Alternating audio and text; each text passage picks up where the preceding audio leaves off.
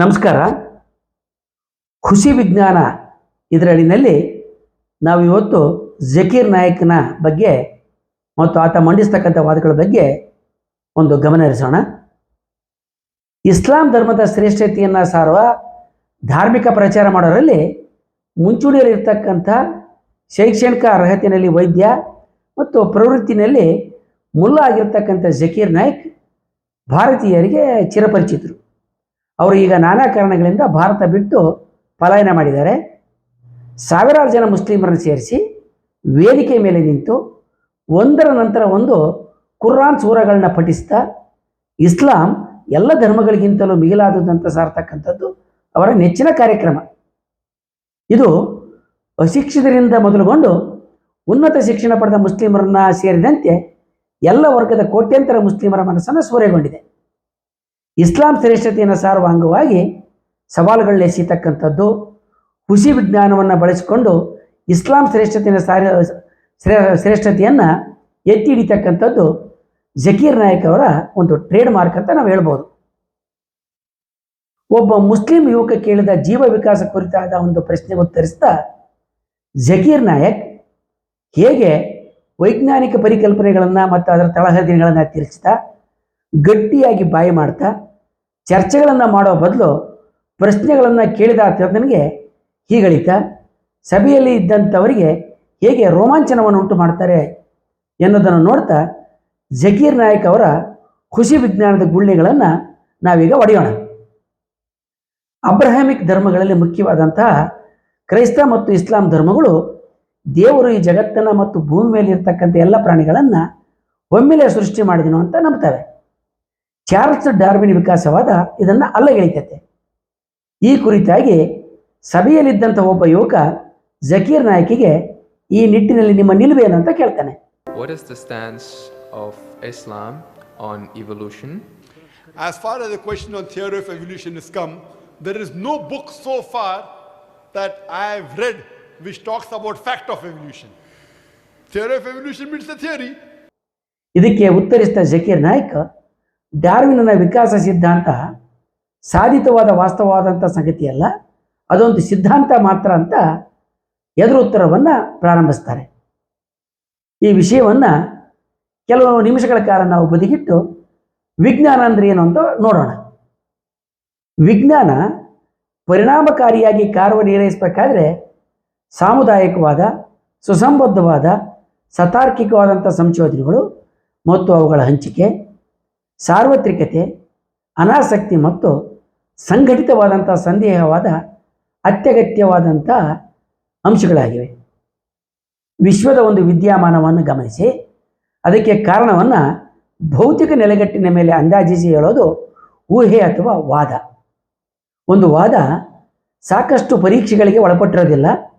ಒಂದು ವಾದ ಸರಿಯೇ ಅಥವಾ ತಪ್ಪೇ ಅಂತ ತೀರ್ಮಾನಿಸೋದಕ್ಕೆ ಬೇಕಾದಂತಹ ಪ್ರಯೋಗ ಪರೀಕ್ಷೆಗಳನ್ನು ರೂಪಿಸಲಿಕ್ಕೆ ಆಗದೇ ಇದ್ದರೆ ಅಂತಹುದು ಕಾಲ್ಪನಿಕ ವಾದ ಆಗಿದ್ದು ಸಂಶೋಧನೆ ನಡೆಸಲು ವೈಜ್ಞಾನಿಕನ ಅರಿವನ್ನು ಹೆಚ್ಚೋದಕ್ಕೆ ಅಥವಾ ಹಿಗ್ಸೋದಕ್ಕೆ ಅದು ನೆರವಾಗದು. ಸಾಕಷ್ಟು ವೀಕ್ಷಣೆ ಅಥವಾ ಪ್ರಾಯೋಗಿಕ ಬೆಂಬಲ ಪಡೆದ ವಾದ ಒಂದು ಸಿದ್ಧಾಂತವಾಗ್ತದೆ. ವಾದ ಸಿದ್ಧಾಂತ ಆಗಬೇಕಾದ್ರೆ ಪರಸ್ಪರ ಪೈಪೋಟಿಯಲ್ಲಿರ್ತಕ್ಕಂಥ ಇತರ ಸಾಧ್ಯತೆಗಳನ್ನ ತೆಗೆದುಹಾಕಾಗುತ್ತೆ.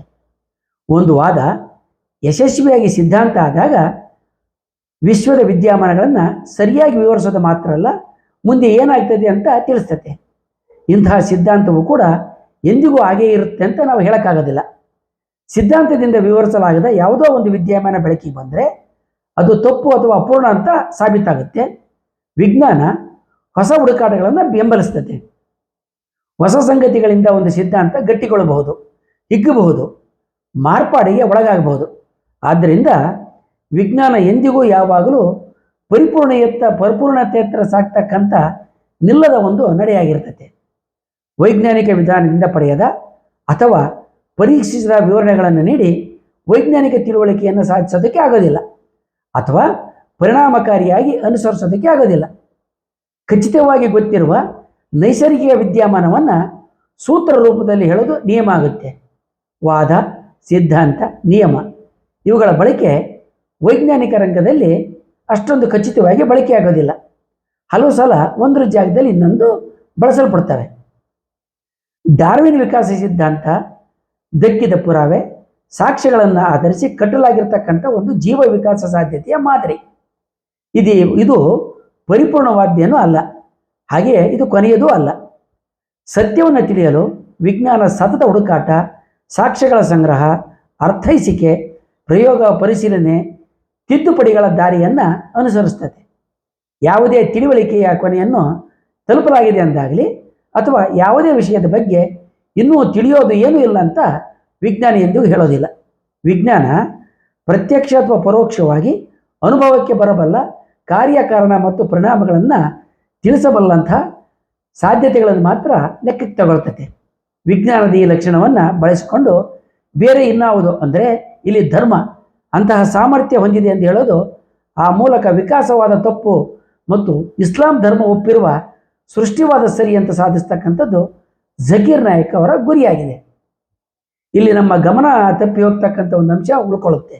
ಅದೇನೆಂದರೆ, ಯಾವುದೇ ಧರ್ಮ ಅಥವಾ ಧರ್ಮಗ್ರಂಥ ವಿಜ್ಞಾನಕ್ಕಿಂತ ಉತ್ತಮವಾಗಿ ನೈಜ ಜಗತ್ತಿನ ವಾಸ್ತವ ಸ್ಥಿತಿಗಳನ್ನು, ನೈಸರ್ಗಿಕ ನಿಯಮಗಳನ್ನು ತಿಳಿಸಲಾರದು ಅಂತಕ್ಕಂಥ ಒಂದು ಅಂಶ. ಡಾರ್ವಿನ್ ಜೀವ ವಿಕಾಸ ಸಿದ್ಧಾಂತದಲ್ಲಿ ಅಥವಾ ವಾದದಲ್ಲಿ ಉಳಿವಿಗಾಗಿ ಹೋರಾಟ ಮತ್ತು ಹೊಂದಾಣಿಕೆಯಾದಂತಹ ಜೀವಿಗಳ ನೈಸರ್ಗಿಕ ಆಯ್ಕೆ ಅಂತಕ್ಕಂಥ ಒಂದು ವಾದ ಅಥವಾ ಸಿದ್ಧಾಂತ ಇದೆ. ಡಾರ್ವಿನ್ ವಿಕಾಸವಾದ ಪರಿಪೂರ್ಣ ಎನ್ನುವುದನ್ನು ಈಗಿನ ವಿಜ್ಞಾನಿಗಳು ಒಪ್ಪೋದಿಲ್ಲ. ಡಾರ್ವಿನ್ಗೆ ಗೊತ್ತಿರದಿದ್ದ ವಂಶವಾಹಕ ಅಂದರೆ ಜೀನ್ಸ್ ಮತ್ತು ಈ ಜೀನ್ಗಳ ವಿಕಲ್ಪದಿಂದ ಅಂದರೆ ಮ್ಯುಟೇಷನ್ಗಳಿಂದ ಜೀವಿಗಳಲ್ಲಿ ಬದಲಾವಣೆಗಳಾಗಿ, ಹಾಗೆಯೇ ಭೌಗೋಳಿಕ ಬೇರ್ಪಡಿಕೆಯಿಂದ ಕೂಡ ಹೊಸ ಬಗೆಯ ಸಂಕುಲಗಳು ಮತ್ತು ಜೀವಿಗಳಲ್ಲಿ ಬದಲಾವಣೆಗಳು ಬರ್ತವೆ. ಹೊಸ ಜೀವಿ ಸಂಕುಲಗಳ ಉಗಮಕ್ಕೆ ಕಾರಣ ಆಗಿರೋದನ್ನು ವಿಕಾಸವಾದದಲ್ಲಿ ಈಗ ಸೇರಿಸಿದ್ದಾರೆ. ಆದ್ದರಿಂದ ಆಧುನಿಕ ವಿಜ್ಞಾನ ಡಾರ್ವಿನ್ ವಿಕಾಸವಾದವನ್ನು ಆಂಶಿಕ ಅಥವಾ ಒಂದು ಅಂಶ ಮಾತ್ರ ಅಂತ ಪರಿಗಣಿಸ್ತದೆ. ಆದ್ದರಿಂದ ಜಗತ್ತಿನಲ್ಲಿ ಭೂಮಿಯ ಮೇಲೆ ಜೀವಿಗಳು ಹೇಗೆ ವಿಕಾಸಗೊಂಡವು ಎನ್ನುವುದನ್ನು ವಿವರಿಸ್ತಕ್ಕಂಥ ವಿಕಾಸವಾದ ಎಲ್ಲ ಪ್ರಾಣಿಗಳು ಒಮ್ಮೆ ಸೃಷ್ಟಿಯಾದವು ಎನ್ನುವ ವಾದಕ್ಕಿಂತ ಹೆಚ್ಚು ವಾಸ್ತವವಾಗಿದೆ. ಮಾತ್ರ ಅಲ್ಲ, ಇದಕ್ಕೆ ಅಲ್ಲೆಗಳೆಯಲಾಗಿರುವಂತಹ ಸಾಕ್ಷ್ಯಗಳು ಮತ್ತು ಪುರಾವೆಗಳು ಕೂಡ ಇವೆ. ವಿಜ್ಞಾನ ಗಣಿತ ಒದಗಿಸುವ ರೀತಿಯಲ್ಲಿ ಯಾವುದೇ ರೀತಿಯ ಸಾಧನೆಗಳನ್ನು ನೀಡೋದಿಲ್ಲ, ಆದರೆ ಅದು ಪುರಾವೆಗಳನ್ನು ಮಾತ್ರ ಒದಗಿಸ್ತದೆ. ಚಾರ್ಲ್ಸ್ ಡಾರ್ವಿನ್ ವಿಕಾಸ ಸಿದ್ಧಾಂತ ಅಥವಾ ವಾದ ಸರಿಯಾದ ದಾರಿಯಲ್ಲಿದೆ ಅಂತ ನಾವು ಒಪ್ಪೋದಕ್ಕೆ 4 ಪುರಾವೆಗಳು ಮತ್ತು ಸಾಕ್ಷ್ಯಗಳು ನಮ್ಮ ಮುಂದಿವೆ.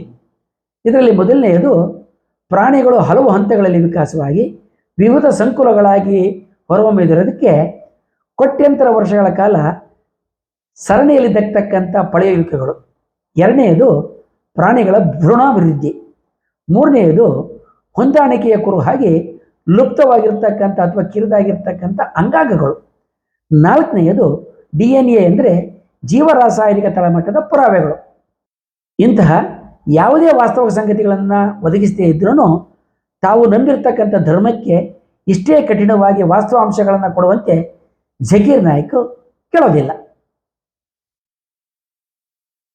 ತಾವು ನಂಬಿರುವ ಸೃಷ್ಟಿವಾದಕ್ಕೆ ಮಗ್ಗಲು ಮುಳ್ಳಾಗಿರ್ತಕ್ಕಂಥ ಡಾರ್ವಿನ್ ವಿಕಾಸವಾದಕ್ಕೆ ಹೇಗೆ ಉತ್ತರಿಸಬೇಕಂತ ಜಕೀರ್ ನಾಯಕ್ ಸಾಕಷ್ಟು ಪ್ರಯತ್ನಪೂರ್ವಕ ತಾಲೀಮು ನಡೆಸಿರೋದಕ್ಕೆ ಅವರು ಗ್ಯಾಲಪೋಗಸ್ ದ್ವೀಪಗಳನ್ನ ಮೇಲಿಂದ ಮೇಲೆ ಕ್ಯಾಲೋಟ್ರೋಪಿಸ್ ಅಂತ ತಪ್ಪಾಗಿ ಹೇಳೋದನ್ನು ನಾವು ಗಮನಿಸಬಹುದು.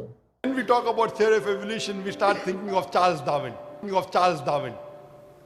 He wrote a book called The Origin of Species, and in that book he says that he went on a ship by the name of HMS Beagle, and he went on an island by the name of Calotropis. Charles Darwin went on an island by the name of Calotropis.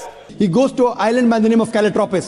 Charles Darwin, he wrote a letter to his friend Thomas Thompson in the 19th century, and he said that I do not have proof as far as my theory of evolution is concerned. There are missing links. Darwin ತನಗೆ ದಕ್ಕಿದ್ದ ಪುರಾವೆಗಳಿಂದ ವಿಕಾಸವಾದವನ್ನು ಕಟ್ಟಿದ. ತನಗೆ ತೃಪ್ತಿಯಾಗುವಷ್ಟು ಪುರಾವೆಗಳಿಲ್ಲ ಅಂತ ಆತ ತನ್ನ ಗೆಳೆಯನಿಗೆ ತಿಳಿಸಿದ್ನೇ ಹೊರತು ತನ್ನ ವಾದ ತಪ್ಪು ಅಂತ ಆತ ಹೇಳಿರಲಿಲ್ಲ. ಈಗಾಗಲೇ ನಾವು ತಿಳಿದಿರುವಂತೆ ವಿಜ್ಞಾನದಲ್ಲಿ ಸಾಧಿತವಾದಂತಹ ಸತ್ಯಗಳು ಇರೋದಿಲ್ಲ. ಅದರ ಬದಲು ಗಟ್ಟಿ ಮತ್ತು ವ್ಯಾಪಕವಾದ ಪುರಾವೆಗಳು ಮಾತ್ರ ಇರ್ತವೆ. Now in most of the schools they teach Darwin theory as though it's a fact because they don't have any alternative. But as far as recent times are concerned, most of the scientists today they do not agree with Darwin's theory. ಶಾಲೆಗಳಲ್ಲಿ ವಿಕಾಸವಾದಕ್ಕೆ ಬೇರೆ ಪರ್ಯಾಯಗಳು ಇಲ್ಲ ಅಂತ Darwin ವಿಕಾಸವಾದವನ್ನು ಬೋಧಿಸ್ತಾ ಇದ್ದಾರೆ ಅಂತ ಅನ್ನೋದು ಜಕೀರ್ ನಾಯಕ ಆರೋಪ ಅಥವಾ ಆಕ್ಷೇಪಣೆ. ಇದು ಅತ್ಯಂತ ನಗೆಪಾಟಿನ ವಿಚಾರವಾಗಿದೆ. ಕುರಾನ್, ಬೈಬಲ್ ಸೇರಿದಂತೆ ಇತರ ಜೀವಸೃಷ್ಟಿವಾದಗಳು ಕೂಡ ಇವೆ. ಆದರೆ ಇವು ಯಾವುವು ಪುರಾವೆಗಳನ್ನು ಒದಗಿಸೋದಿಲ್ಲ. ಇದಕ್ಕೆ ಬದಲಾಗಿ ಡಾರ್ವಿನ್ ವಿಕಾಸವಾದಕ್ಕೆ ಪೂರಕವಾದ ಪುರಾವೆಗಳು ಪಳೆಯುಳಿಕೆಗಳಲ್ಲಿ, ಹಾಗೆಯೇ ವಿಕಾಸಗೊಂಡು ಬದಲಾಗತಕ್ಕಂಥ ಸೂಕ್ಷ್ಮ ಜೀವಿಗಳಲ್ಲಿ ಕೃತಕ ಆಯ್ಕೆಯ ಪ್ರಾಣಿಗಳ ಸಂತಾನ ಅಭಿವೃದ್ಧಿಯಲ್ಲಿ ಸಂಶಯ ಇರದಂತೆ ಗುರುತಿಸಲ್ಪಟ್ಟು ದಾಖಲಾಗಿವೆ. If there was evolution today, we should be having some people who are in between monkeys and human beings. We don't find that in any museum. ವಿಕಾಸವಾದ ಸರಿಯಾಗಿದ್ದುದೇ ಆದರೆ ಇಂದು ನಮಗೆ ಮಂಗ ಮತ್ತು ಮನುಷ್ಯರ ನಡುವೆ ವಿಕಸನದ ಕೊಂಡಿಗಳಂತೆ ಇರತಕ್ಕಂಥ ಜೀವಿಗಳು ಇರಬೇಕಾಗಿದ್ದಿತ್ತು ಅನ್ನೋದು ಜಕೀರ್ ನಾಯಕದು ವಾದ ಆಗಿದೆ. ವಿಕಾಸವಾದ ಈಗ ಇರುವ ಜೀವಿಗಳೇ ಅಂದರೆ ಈಗಿನ ಮಂಗಗಳೇ ಮನುಷ್ಯರಾದ್ರಂತ ಹೇಳೋದಿಲ್ಲ. ಅದರ ಬದಲು ವಾನರನಂತೆ ಇದ್ದ ಒಂದು ಜೀವಿ ಹಲವು ಹಂತಗಳಲ್ಲಿ ಮನುಷ್ಯನಾಯಿತು. ಹೀಗಾಗುವಾಗ ಅದು ಸಾಗಿ ಬಂದ ಹಂತಗಳು ಪಳೆಯುಳಿಕೆಗಳ ಮೂಲಕ ನಮಗೆ ಗೊತ್ತಾಗ್ತವೆ ಅಂತ ತಿಳಿಸ್ತದೆ. Even according to molecular biology, according to the specialists of molecular biology, they say it is absurd to think that our DNA of the human beings have been evolved from ape. It's not possible at all. Zakir Naik ಅಣ್ವಯಿಕ ಜೀವ ವಿಜ್ಞಾನ ವಾನರರಿಂದ ವಿಕಸನ ಹೊಂದಿದೆ ಅನ್ನೋದೇ ಅಸಂಬದ್ಧ ಅಂತ ತಿಳಿಸ್ತದೆ ಅಂತ ಒಂದು ಬೀಸಿ ಹೇಳಿಕೆಯನ್ನು ನೀಡ್ತಾರೆ. ಆದರೆ ಮಾನವ ಮತ್ತು ವಾನರರ DNA ಬಹುತೇಕ ಒಂದೇ ಅಂತಕ್ಕಂಥ ಸಂಶೋಧನೆಯನ್ನು ಅವರು ಉಪಾಯವಾಗಿ ಹಿಂದಕ್ಕೆ ಸರಿಸಿ ಬಣ್ಣದ ಮಾತುಗಳನ್ನು, ಹಾರೈಕೆಯ ಮಾತುಗಳನ್ನ ಆಡ್ತಾರೆ.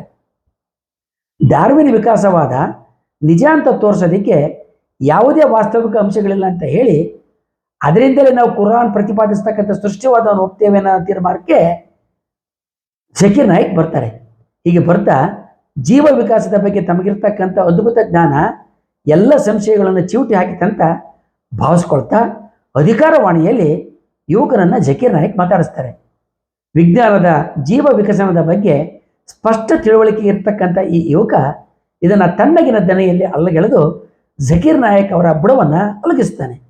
And that's what the Quran says, that we believe in the theory of creation, not in the theory of evolution. Or rather, I should say the fact of creation. Hope that answers the question, brother. No. So where was what did you not understand? What you say, it is true. It was true. 150 years ago it was true. It's not Darwin's theory anymore. 150 years worth of research with the latest scientific advancements, that it's not what you're saying. When my professor shows me proof, it's not just from apes, which is completely certain. When you see proof how the common cold evolves, when it changes its own morphology, it's evolving its defense mechanisms against today's latest vaccine. Brother, that's let me tell you one thing. right there. Let me tell you one thing. It's not Darwin's theory anymore. Let me tell you one thing, brother. I am a medical doctor. ಸಾವಿರಾರು ಅಭಿಮಾನಿಗಳ ಕುರುಡು ಹಿಂಪಾಲಕರ ಮುಂದೆ ತಮಗೆ ಒದಗಿದ ಸ್ಥಿತಿಯನ್ನು ಕಂಡು ಕೆರಳಿ ಯುವಕನನ್ನು ಜಕೀರ್ ನಾಯ್ಕ್ ಹೀಯಾಳಿಸತೊಡಗಿ ಮೇಲಿಂದ ಮೇಲೆ ತಾನು ವೈದ್ಯ ಎನ್ನುವ ಅಹಂಕಾರ ತೋರ್ತಾರೆ. And there are many researches being done. If it turns out to be a fact, it has to come in the medical college. It is in the medical college. I'm taught this in university. By the basic you saying theory of evolution, it means it's an hypothesis. No. It is not yet a thought. It's not yet a fact. There's a difference between hypothesis and theory. A theory is something in science that has the highest honor. When something gains the word theory, it's fact. The theory, in theoretical terms, it's the theory of gravity, but we don't say it. We just say it fact. Same way we say the fact of gravity. Sorry, what did you say? Theory of what? Gravity. If you say it in theoretical terms, but it's no theory of gravity. It's a law of gravity. I'm sorry. Law. I'm sorry. It's the law of evolution. I'm sorry. Your knowledge. Okay, just the thing is that if your knowledge is so weak, you're saying theory is the highest thing in science. I'm sorry. You're absurd. I'm a medical doctor. Theory is the highest thing in science. I'm very sorry, brother. I'm Jangir, brother. I'm very sorry. Theory is never the highest thing in science. ವಾದ, ಸಿದ್ಧಾಂತ, ನಿಯಮ ಎನ್ನುವ ವಿಜ್ಞಾನದ ಪಾರಿಭಾಷಿಕ ಪದಗಳ ನಡುವೆ ಇರತಕ್ಕಂಥ ಸ್ವಲ್ಪ ಗೋಜನನ ಬಳಕೆಯನ್ನೇ ಬಂಡವಾಳ ಮಾಡಿಕೊಂಡು ನಿನಗೆ ಏನೂ ಗೊತ್ತಿಲ್ಲ ಅಂತ ಹಂಗಿಸ್ತಾರೆ. ಜಕೀರ್ ನಾಯಕ್ ಅವರ ಕುರುಡು ಹಿಂಬಾಲಕರು ಚಪಳೆ ತಟ್ತಾರೆ. ವಿಕಾಸವಾದ ಬೈಬಲ್ ಮತ್ತು ಕುರಾನ್ ತಿಳಿಸುವ ಸೃಷ್ಟಿವಾದಕ್ಕಿಂತ ಬೇರೆಯದೇ ಆದ ನಿಲುವನ್ನು ತಾಳೋದು ಜಕೀರ್ ನಾಯಕ್ ಮತ್ತು ಅಂತಹ ಅವರ ಧಾರ್ಮಿಕ ವಿಕಾಸವಾದ ಬೈಬಲ್ ಮತ್ತು ಕುರಾನ್ ತಿಳಿಸ್ತಕ್ಕಂಥ ಸೃಷ್ಟಿವಾದಕ್ಕಿಂತ ಬೇರೆಯದೇ ಆದಂತಹ ನಿಲುವನ್ನು ತಾಳೋದು ಜಕೀರ್ ನಾಯಕ್ ಅವರ ಧಾರ್ಮಿಕತೆಗೆ ಅರಗಿಸಿಕೊಳ್ಳಕ್ಕೆ ಆಗದೇ ಇರೋಂಥ ವಿಚಾರ ಆಗಿದೆ. ಆದ್ದರಿಂದ ಪ್ರಶ್ನೆ ಮಾಡಿದ ಯುವಕನ ಬಾಯಿ ಬಡಿದು ಒಪ್ಸಲು ಮುಂದಾಗ್ತಾರೆ.